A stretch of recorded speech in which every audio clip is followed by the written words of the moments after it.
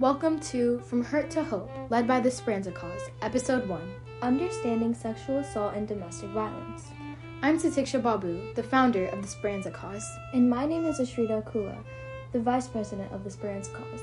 Today, we are here to discuss and understand important topics surrounding sexual assault and domestic violence. But first, let's talk about the Speranza Cause. The Speranza Cause is a nonprofit organization dedicated to raising awareness of sexual assault and domestic violence, supporting victims, and advocating for policy changes.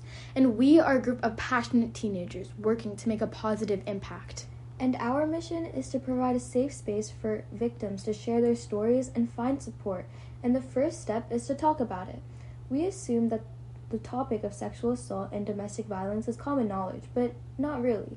So let's start with defining the terms of our topics.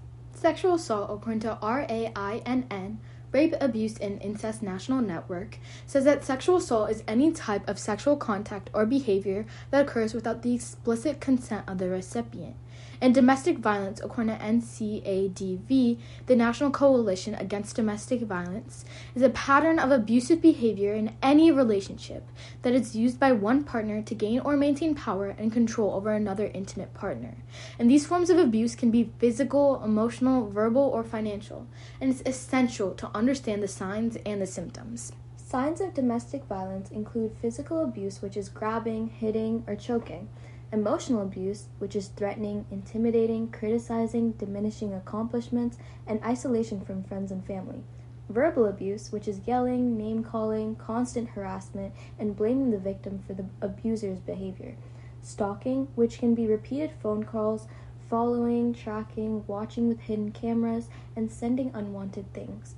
Economic abuse, which is withholding economic resources, stealing, exploiting resources, and preventing the victim from working. Lastly, spiritual abuse, which is using religious beliefs to manipulate, preventing spiritual practices, and ridiculing beliefs. And some of the sexual assault signs include unwanted sexual contact, which is forcing someone to participate in unwanted, unsafe, or degrading sexual activity. Sexual harassment, which is ridiculing someone to limit their sexuality or reproductive choices. And sexual exploitation, which is forcing someone to look at pornography or participate in it. Common signs of abuse include fear or anxiety around the abuser, low self-esteem or self-loathing, difficulty sleeping, eating, or concentrating, visible injuries and unexplained absences, and decreased productivity or performance.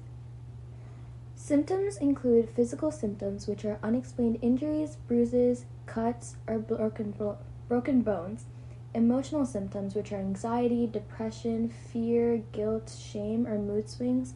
Behavioral changes, which are withdrawal of social activities, changes in appetite, sleep patterns, or increased substance abuse.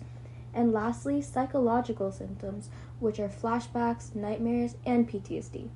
So, Titiksha, how can we prevent these atrocities from occurring? So some of the ways of doing it is educating yourself about domestic violence, spreading awareness or community involvement, and that are key. And together we need to create a culture of respect and consent. Also, avoid hazardous situations, and if sexual assault occurs, it is never your fault regardless of the circumstance. Yep, and other ways include speaking out against victim blaming and discrimination to end the stigma surrounding domestic violence. And if you suspect anyone is being abused, report it. And if someone is in immediate danger, call the police. Also, communicate your limits, be assertive, and trust your instincts. So what are the sources that are available for those impacted? I'm so glad you asked. The National Sexual Assault Hotline is 1-800-656-HOPE. And if you go online, you can go to online.rainn.org. And the National Domestic Violence Hotline is 1-800-799-SAFE. And if you go online, you can go to thehotline.org. There are more online resources like the National Alliance to End Sexual Violence, which is naesv.org, and the National Coalition Against Domestic Violence, which is ncadv.org.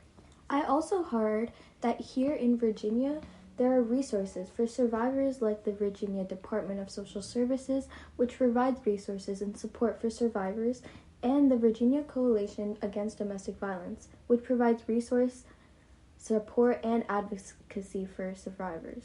Yeah, there are many places all over the country with great resources for victims. And that's all we have for today. So thank you all for so much for listening. Make sure to tune in for more resourceful discussion and to learn more.